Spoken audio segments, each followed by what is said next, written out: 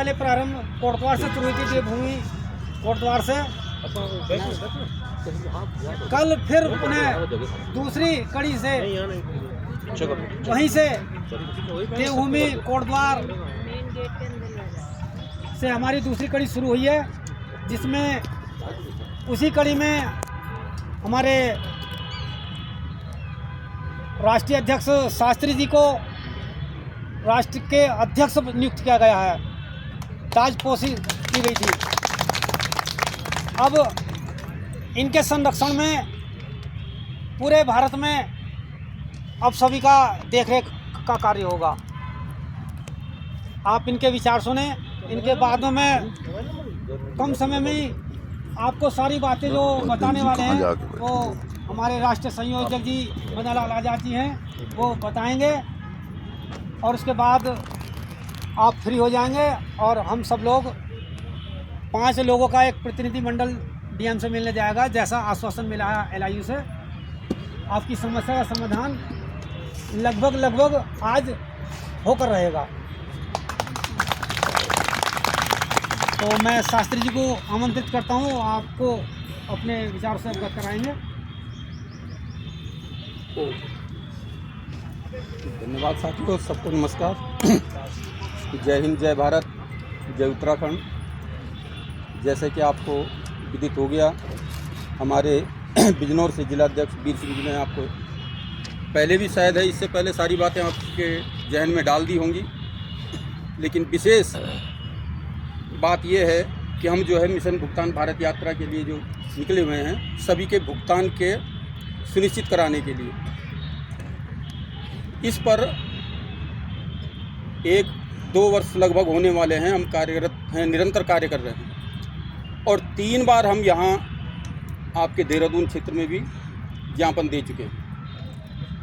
समस्या कहाँ खड़ी हो रही है? समस्या ये खड़ी हो रही है कि हम लोग जो है एकत्रित नहीं हो पा रहे। ये सबसे बड़ी समस्या हम लोगों के बीच में है, जबकि मैं समझता हूँ यहाँ तो लाखों की तादाद में निवेशक होंगे, क्योंकि राजधानी है और लाखों की तादाद में उपस्थिति होने के बाद भी यहाँ पर उपस्थिति जो है नगण्य है, ना के बराबर। और सरकार को हम अपनी ताकत दिखाना चाहते हैं कि हमारी ताकत क्या है, हम ठगी पीड़ित कितने लोगों के साथ ठगी हुई है, उसमें हम असफल हो पा रहे हैं, असफल रह जा रहे हैं। क्योंकि हमने विधानसभा में भी धरना प्रदर्शन किया, वहाँ मुश्किल से 50 आदमी गिन के इकट्ठे नहीं हुए, और आज भी यही स्थिति है। लगभग मेरे ख्याल से 50 गिन करके, वो भी बिजनौर से आकर के भी सारे जो है 50 लोग एकत्रित नहीं हुए। ये सबसे बड़ी समस्या है। ये आप लोगों को ध्यान में रखनी है कि हम किस प्रकार से जो है सबको एकत्रित करें, सबके साथ मिल करके बैठ करके विचार करें, सबको लाने का प्रयास करें। जिस दिन आप यहाँ पर लाखों की संख्या में नहीं, हज़ारों की संख्या में भी आप इकट्ठे हो जाएंगे, उसी दिन आपका भुगतान सुनिश्चित हो जाएगा। लेकिन बात क्या है, मैंने कल भी ये बात रखी थी कि समस्या क्या आ रही है हमारे बीच में, कि हम जो है जिंदगी कहते हैं एक कबड्डी के खेल की तरह है, और कबड्डी का खेल आप सभी ने देखा होगा। कबड्डी खेलते हुए जब एक पाले से दूसरे पाले में व्यक्ति जाता है और दूसरे पाले से किसी को छू करके जब भागने का प्रयास करता है, जीतने का प्रयास करता है, तब तक पीछे से उसकी पकड़ करके टांग खींच लेते, उसको लाइन क्रॉस नहीं करने देते। और यही हम लोगों के साथ हो रहा है कि आप लोग जितने आए हैं, कुछ लोग शायद यही कह रहे होंगे कि साहब क्या जानते हैं, मदन लाल आज़ाद जी तो क्या 2 साल से लगे हुए हैं, कुछ नहीं हो रहा है। कि शास्त्री जी वहाँ से लगे हुए हैं, साहब क्या हो रहा है उनका, कुछ नहीं हो रहा है। लेकिन समस्या कहाँ आ रही है? समस्या यही आ रही है कि हम जो है घर बैठ करके टांग खींचने वाला काम कर रहे हैं। इस बात को जिस दिन आप छोड़ देंगे, ये टांग खींचने वाली बात को जिस दिन आप त्याग देंगे, जिस दिन आप एकजुट हो जाएंगे, संगठित हो जाएंगे, उस दिन आपका भुगतान सुनिश्चित हो जाएगा। और इसी बात को लेकर के हम यहाँ पर आए हैं। हमारे राष्ट्रीय संस्थापक संयोजक जो तन मन और धन से आपके साथ खड़े हैं।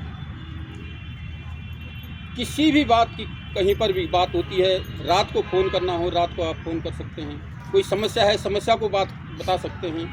वो समस्या का हल निराकरण आपके सामने जो है इस समय प्रत्यक्ष रूप में उपस्थित है।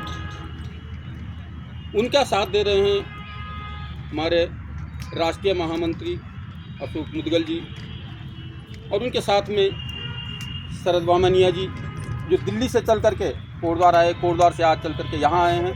यानी कदम कदम पर पूरे देश में भ्रमण कर रहे हैं, प्रयत्न कर रहे हैं। जहाँ बस के सफ़र है बस से चल रहे हैं, पैदल चलना है पैदल चल रहे हैं। कोई समस्या नहीं, किसी प्रकार की परेशानी नहीं है। हर परेशानी को झेलने के लिए आपके लिए तैयार हैं। लेकिन बात यहाँ आ रही है कि आप लोग जागृत नहीं हो पा रहे हैं। ये चौथी बार हम यहाँ पर आए हैं, लेकिन संख्या नगण्य ही होती जा रही है। इस संख्या को बढ़ाने का कार्य आप लोगों को करना है। जब तक आप लोग इस संख्या को नहीं बढ़ाएंगे, आप अगले महीने ही कोई तारीख रख लीजिए फिर दोबारा, नहीं तो 4 जून को चुनाव की घोषणा होगी। इसके बाद आचार संहिता भी समाप्त हो जाएगी और 4 जून के बाद आप कोई भी तारीख निश्चित कर लीजिए और सोच लीजिए, व्यवस्था बना लीजिए कि हम कम से कम 1000 आदमी तो इकट्ठे हो जाएंगे। और 1000 आदमी लेकर के जब हम सचिवालय को पूछ करेंगे तो फिर कौन है जो आपकी बात को नहीं सुनेगा। तो इसलिए आप लोगों को ये विशेष प्रकार से ध्यान रखना है कि हमें जितने भी हमारे जमाकर्ता हैं उनसे संपर्क बना करके रखना है। किसी जमाकर्ता को निराश नहीं करना है, सबसे संपर्क बनाइए। और यहाँ अभी तक भुगतान के आवेदन नहीं स्थापित हुए हैं। हमने कहा भी था कि अगर ऐसा नहीं कोई व्यवस्था बन रही तो आप डाक से भेज दीजिए। कितने लोगों ने डाक से भेजा है अपने अपने आवेदन?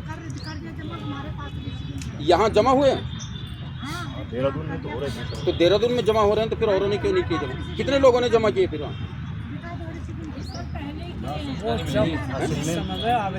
नहीं, यहाँ पे हुआ क्या, जैसे हमें कोई समस्या है और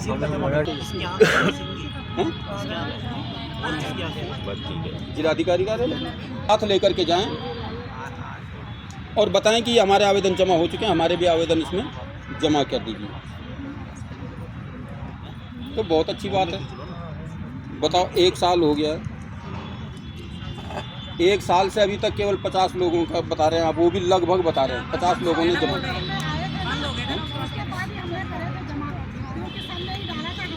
तो ये और लोगों ने क्यों नहीं किए? इसकी फोटोकॉपी करा लीजिए आप लोग, जो भी जमा आवेदन करने के लिए जाएगा इसकी फोटोकॉपी करा करके ले जाइए और बताइए कि हमारे ये इस तारीख को जमा हो रखे हैं और हमारे भी आवेदन हैं, इसको जमा कीजिए। पहली बात, सब लोग जितने भी हैं अपने अपने आवेदन इस कानून के अंतर्गत, इस फॉर्म के अंतर्गत जमा कर दीजिए। हाँ, तो उसको जमा कराइए भर करके। नहीं ले तो रजिस्ट्री से जमा। उसके बाद आज से ही ये काम शुरू कर दीजिए और भराइए। 4 जून के बाद आप एक डेट निश्चित कीजिए और उसके बाद जा करके उनसे परामर्श पूछा जाएगा फिर कि भाई हमने ये आवेदन इस तारीख को जमा किया था, इस पर आपने क्या कार्रवाई की है। इस बीच में भी आप लोग अगर चाहें संपर्क कर सकते हैं, लेकिन अगर आप लोगों से व्यवस्था नहीं बन पा रही है तो 4 जून के बाद एक बहुत अच्छा जुलूस आप तैयार कीजिए, बहुत अच्छी संख्या यहाँ पर उपस्थित कीजिए और हम लोग साथ में होंगे, सर हमारे साथ में होंगे और उनसे प्रश्न किया जाएगा फिर कि भैया आपने जो आवेदन जमा किए थे इस पर क्या कार्रवाई आप कर रहे हैं। तो शीघ्र अतिशीघ्र जो है आप लोगों का काम जो है प्रारंभ होने जाएगा। लेकिन भाई बात वही है, आप लोग भी लेकर के बैठ गए, 1 साल हो चुका है इसको।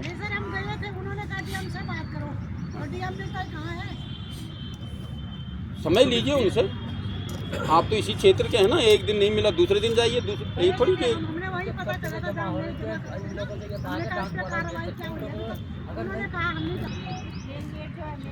एक RTI फाइल करते कि भाई हमारा ये इस तारीख को ये इसको कॉपी लगा करके इस तारीख को हमने ये आवेदन जमा किया है और इस पर अभी तक कोई DM साहब के द्वारा कोई संज्ञान, जिलाधिकारी की मदद से कोई संज्ञान नहीं लिया गया है, हमें इसकी जानकारी दीजिए, इस पर क्या कार्रवाई।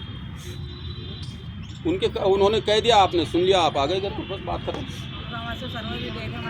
ये बात नहीं बनती। आपको कानून के अंतर्गत काम करना है। कानून कह रहा है, ये जिस कानून के जतलाने के लिए आज़ाद सर निरंतर प्रयासरत हैं, लेकिन आप लोग उस पर अमल नहीं कर रहे हैं, ध्यान नहीं दे रहे हैं। यहाँ हैं सर उज्ज्वल साहब, हमारे पास वो बुक्स हैं कुछ, हाँ नहीं हिंदी वाली भी, हाँ हिंदी वाली भी है। अगर नहीं हो तो वो किताब ले लीजिए आप लोग। ये किताब रेट टू रेट आपको यहाँ पर दी जाएगी। इसमें हिंदी भी है और अंग्रेजी भी है, और पढ़िए। इसमें स्पष्ट लिखा हुआ है कि 6 महीने के अंतर्गत 6 महीने के अंदर अंदर जो है आपका भुगतान सुनिश्चित किया जाएगा, ये कानून बताता है। और इस कानून की कॉपी को भी जो उनको पढ़ाने का प्रयत्न कीजिए। का ये समय भी जल्दी ठीक साथ बढ़ता जा रहा है, मैं ज़्यादा समय लेते हुए सर जी से निवेदन करूँगा कि 2 सप्ताह बस सर, बस बोलिए 5 मिनट, बस थोड़ा शॉर्ट में अपनी बात रख रहे हैं यहाँ पे, बस जी ठीक है, बस साइन हो गई क्या सबके? लेकिन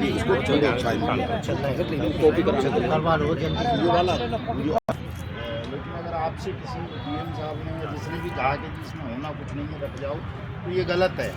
आप लोगों को इसकी शिकायत करनी चाहिए थी। देहरादून में बैठे हो आप, डीएम ऐसा बोल रहे हैं, सीएम के यहाँ चले जाते। तो ये कानून किस लिए बना दिया है फिर आपने? इसलिए शासनादेश जारी कर दिया है। हाँ नहीं, जो भी थे, रामेश्वर साहब भी अगर साथ में थे तो चले जाते किसी सीएम साहब के यहाँ जाके। साहब आपका डीएम ये कह रहा है कि मैं कागज़ दे जाओ, लेकिन होगा कुछ नहीं। कानून किस लिए बनाया है फिर आपने? होगा कुछ नहीं। शिकायत किया करो, डरा मत करो। अगर कोई अधिकारी इस तरह की बात करे कि हम इस कानून को नहीं मान रहे या एक कागज़ छोड़ जाओ, हम इस पर कार्रवाई नहीं करेंगे, ऐसा थोड़ा ही तनख्वाह किस बात की ले रहा है? इसलिए बिठा रखा है उसको, इसलिए तो बिठाया है जो कानून बने हैं उनको वो मेंटेन करेगा, उनके अंतर्गत काम करेगा, इसलिए उसको बिठाया है। चाहे डीएम हो, एसपी हो, कोई भी हो। तो डरा मत कीजिए, जाइए दोबारा से और थोड़ा सा इसको संख्या बल को भी बढ़ाओ। हमें लगता होगा यार ये 10-20 ले भी हैं, क्या करेंगे, थोड़ा सा संख्या बल को बढ़ाइए। शास्त्री जी ने बता ही दिया है आपको सारा सब कुछ। सर आज ही सूचना मिली थी कि आप लोगों को ये कुछ लोग आ रहे हैं। ये तो ठीक से मुझे लग रहा है पूरा देहरादून भी नहीं देखते, जानते होंगे। तो इनके साथ मिलके नंबर वगैरह ले लो, तमाम साथी मिलके बढ़िया मजबूत टीम बनाइए, क्योंकि सतत प्रयास की ज़रूरत है, लगातार काम करने की।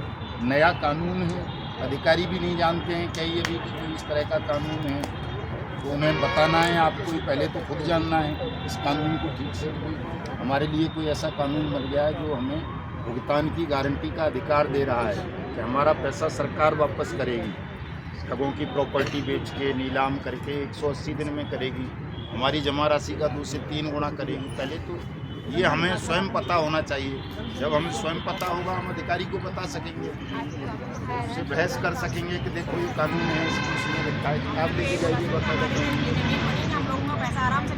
मिल सकता है। देहरादून में तो तमाम कंपनियों की ठगों की ज़मीनें हैं, यहाँ से तो देहरादून के लोगों को भी, बाकी लोगों को भी मिल जाएगा। इतनी प्रॉपर्टी में है देहरादून में, सहारा वाले, उत्तराखंड वाले और दुनिया भर की कंपनीज की हैं यहाँ पर।